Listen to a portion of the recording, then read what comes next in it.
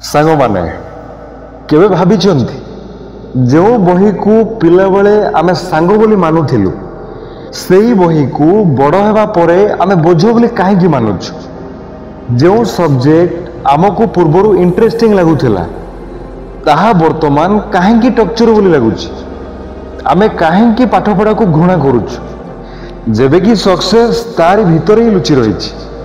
ହୁଏତ ଏହାର କାରଣ ତୁମ ବହି ନୁହେଁ, ବରଂ ତୁମ ନଜରିଆ ହେଇଥାଏ, ତୁମ ଦୃଷ୍ଟିକୋଣ ହେଇଥାଏ। ବାସ୍ତବରେ ଯେବେ ତୁମେ ଛୋଟ ଥିଲ ସେତେବେଳେ ପାଠପଢ଼ାକୁ ନେଇ ତୁମମାନଙ୍କ ମନରେ ଗୋଟିଏ କ୍ୟୁରିଓସିଟି ଥିଲା କି ଏଇ ପାଠ କ'ଣ, ଏଇ ପାଠ କାହିଁକି ପଢ଼ାଯାଏ, କେମିତି ପଢ଼ାଯାଏ, ଏସବୁ ଜାଣିବାର ଇଚ୍ଛା ଥିଲା। କିନ୍ତୁ ସମୟ ବିତିବା ସହିତ ପାଠପଢ଼ା ଚାପ ପାଲଟିଗଲା।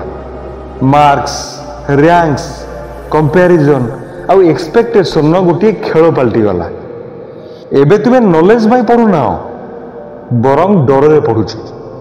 ଫେଲ୍ ହେବାର ଡର, ଗାଳି ଖାଇବାର ଡର କିମ୍ବା ଅନ୍ୟଠାରୁ ପଛରେ ରହିଯିବାର ଡର। ଆଉ ଯେବେ ପାଠପଢ଼ା ଡର ସହିତ ଯୋଡ଼ି ହେଇଯାଏ ତ ତାହା ନେଚୁରାଲି ଘୃଣାରେ ବଦଳିଯାଏ। ସାଙ୍ଗମାନେ, ତୁମ ମାଇଣ୍ଡ କୌଣସି ବି ଜିନିଷକୁ ସେ ପର୍ଯ୍ୟନ୍ତ ଏନ୍ଜୟ କରିପାରେନି ଯେ ପର୍ଯ୍ୟନ୍ତ ତାକୁ ସେନ୍ସ ଅଫ୍ ପର୍ପୋଜ ନ ମିଳିଛି। ଯେବେ ମାଇଣ୍ଡକୁ ବୁଝା ପଡ଼େନି କି ମୁଁ ଏହାକୁ କାହିଁକି ପଢ଼ୁଛି ତ ସେ ଅଟୋମେଟିକାଲି ବିରକ୍ତି ଭାବ କ୍ରିଏଟ୍ କରେ। ସାଙ୍ଗମାନେ, ତୁମେ ପାଠପଢ଼ାକୁ ଘୃଣା କରୁନ, ବରଂ ତୁମେ ସେଇ ଜିନିଷକୁ ବୁଝିବା ପାଇଁ ଚାହୁଁଛ କି ମୁଁ ପଢ଼ୁଛି କାହିଁକି। ପ୍ରତ୍ୟେକ ମଣିଷଙ୍କ ମାଇଣ୍ଡ ସେତେବେଳେ କୌଣସି କାମରେ ଇଣ୍ଟରେଷ୍ଟ ନେଇଥାଏ ଯେତେବେଳେ ତାକୁ ସେହି କାମର ପର୍ପୋଜ ବୁଝା ପଡ଼େ। ହେଲେ ଯେତେବେଳେ ଆମକୁ ଏହା କୁହାଯାଏ କି ଚାପ୍ଟରକୁ ମନେ ରଖ, ଏହା ଏକ୍ଜାମରେ ଆସିବ, ତ ଆମ ମାଇଣ୍ଡ ସେଇ କାମରେ ସେନ୍ସ ଅଫ୍ ପର୍ପୋଜ ଖୋଜିପାରେନି। ଆଉ ଯେବେ ମାଇଣ୍ଡକୁ ପର୍ପୋଜ ମିଳେନି ସେବେ ସେ ବିରକ୍ତି ଭାବନା କ୍ରିଏଟ୍ କରେ। ତେଣୁ ପ୍ରକୃତରେ ଷ୍ଟୁଡେଣ୍ଟ ଅଳସୁଆ କିମ୍ବା ଦୁର୍ବଳ ହେଇନଥାଏ, ବରଂ ସିଏ ସେଇ ପାଠପଢ଼ାର ମିନିଂ ଆଉ କନେକ୍ସନ୍ ଖୋଜୁଥାଏ, ଯାହାକି ଆମ ସିଷ୍ଟମ ଆମକୁ କେବେ ବି ଶିଖେଇ ନାହିଁ। ସ୍କୁଲ ବା କଲେଜର ସିଷ୍ଟମ ବାସ୍ ଏଇଆ ଶିଖେଇଛି କି ଘୋଷି ଦିଅ, ମନେ ରଖିଦିଅ, ଭଲ ମାର୍କ ଆଣ। କିନ୍ତୁ କାହିଁକି ପଢ଼ିବାର ଅଛି, କେମିତି ବୁଝିବାର ଅଛି ଆଉ ଏଇ ନଲେଜର ଜୀବନରେ କ'ଣ ଉପଯୋଗ ଅଛି ଏହା କେହି ବି ଆମକୁ କୁହନ୍ତିନି। ଥରେ ଭାବନ୍ତୁ, ମଣିଷର ଦିମାଗ ହେଉଛି ଗୋଟିଏ ଲର୍ଣ୍ଣିଂ ମେସିନ୍।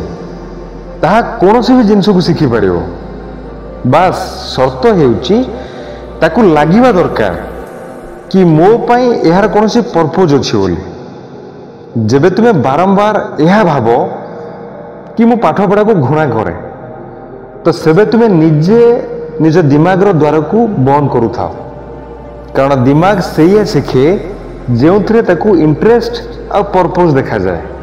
ତେଣୁ ସଲ୍ୟୁସନ୍ ହେଉଛି ଏଇଆ କି ଦିମାଗକୁ ଗୋଟେ ମିନିଂ ଦିଅ କି ମୁଁ କାହିଁକି ପଢ଼ୁଛି।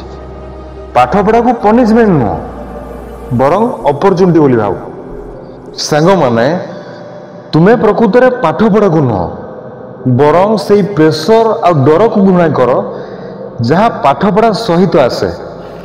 ଯେମିତି ପ୍ୟାରେଣ୍ଟସ୍ଙ୍କ ପ୍ରେସର, ଟିଚରମାନଙ୍କର ଡର, ମାର୍କର ଟେନସନ୍, ଅନ୍ୟମାନଙ୍କ ସହିତ କମ୍ପାରିଜନ୍, ଏହିସବୁ ଜିନିଷ ପାଠପଢ଼ାକୁ ପେନଫୁଲ୍ ବନେଇ ଦେଇଛି। କିନ୍ତୁ ଯଦି ସେଇ ପାଠପଢ଼ା ତୁମକୁ ତୁମ ସ୍ୱପ୍ନ ପର୍ଯ୍ୟନ୍ତ ପହଞ୍ଚାଇବାର ରାସ୍ତା ଦେଖିବାକୁ ଲାଗେ, ଯଦି ତୁମକୁ ଲାଗେ କି ହଁ ଏଇ ଜିନିଷ ମୋତେ ମୋ ଗୋଲ୍ ପର୍ଯ୍ୟନ୍ତ ନେଇଯିବ, ତ ତୁମେ ସେଇ ପାଠପଢ଼ାକୁ ଭଲ ପାଇବାକୁ ଲାଗିବ, ଗ୍ୟାରେଣ୍ଟେଡ୍। ମନେ ରଖନ୍ତୁ, ପାଠପଢ଼ାର ମାନେ କେବଳ ଏକ୍ଜାମରେ ପାସ୍ କରିବା ହେଇନଥାଏ, ବରଂ ନିଜକୁ ଅପଗ୍ରେଡ୍ କରିବା ହେଇଥାଏ। ପାଠପଢ଼ା ତୁମକୁ ସେଇଆ ବନାଏ ଯାହା ବାକି ସମସ୍ତେ ହେଇପାରନ୍ତିନି। ପ୍ରତିଥର ଯେବେ ତୁମେ ବହି ଖୋଲ ତ ସେତେବେଳେ ତୁମେ କେବଳ ସେଇ ଚାପ୍ଟରକୁ ପଢ଼ୁନଥାଅ, ତୁମେ ନିଜ ଲକ୍ଷ୍ୟସ୍ଥଳର ନେକ୍ସଟ ପେଜ ଉପରେ ପାଦ ରଖୁଥାଅ। ତେଣୁ ନେକ୍ସଟ ଥର ଯେବେ ତୁମେ ପାଠ ପଢ଼ିବା ପାଇଁ ବସିବ ସେବେ ଜମାରୁ ବି ଏଇଆ ଭାବିବନି କି ମୋର ପାଠ ମନେ ରହୁନି ବୋଲି, ବରଂ ଏଇଆ ଭାବିବ କି ମୁଁ ଏହାକୁ ବୁଝିକି ନିଜ ସ୍ୱପ୍ନକୁ ଆହୁରି ପାଖକୁ ପାଖକୁ ଆଣୁଛି।